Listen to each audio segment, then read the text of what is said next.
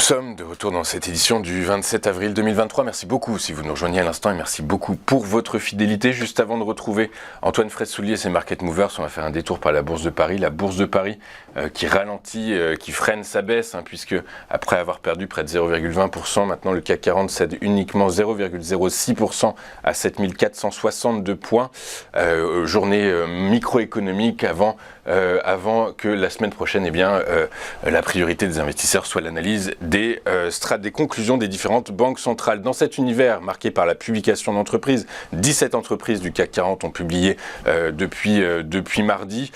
Quelles sont celles qu'il faut avoir ou non en son portefeuille? Pour répondre à cette question, je suis avec Antoine Fraisse-Soulier. Bonjour Antoine.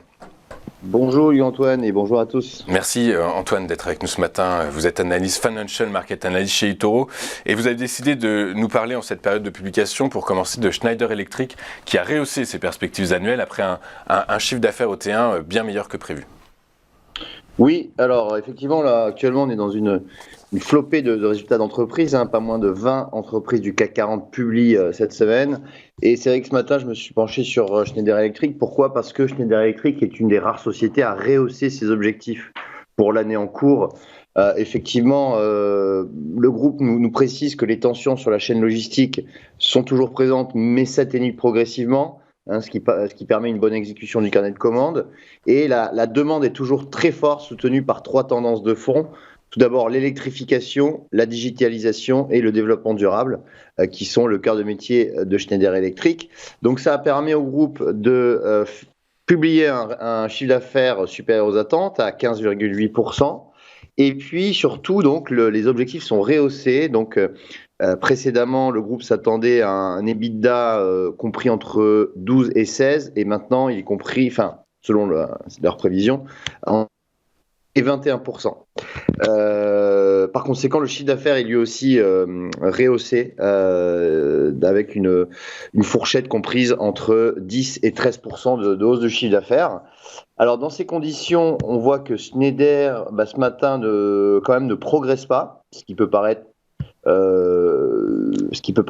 petit peu surprenant, mais il faut attendre aussi un peu plus. Ça fait qu'un quart d'heure que ça a ouvert, donc on peut attendre aussi l'évolution de la journée. Toujours est-il que Schneider Electric est toujours assez haut, pas loin de ses sommets annuels.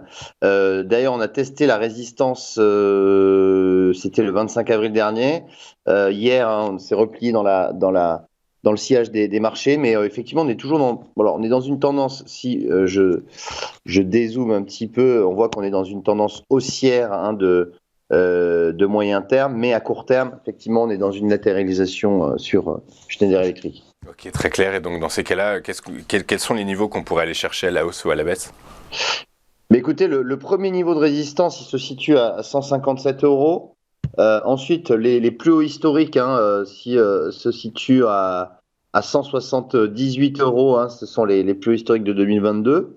Et à la baisse, on a un premier niveau de support qui se situe à 141, 142 €.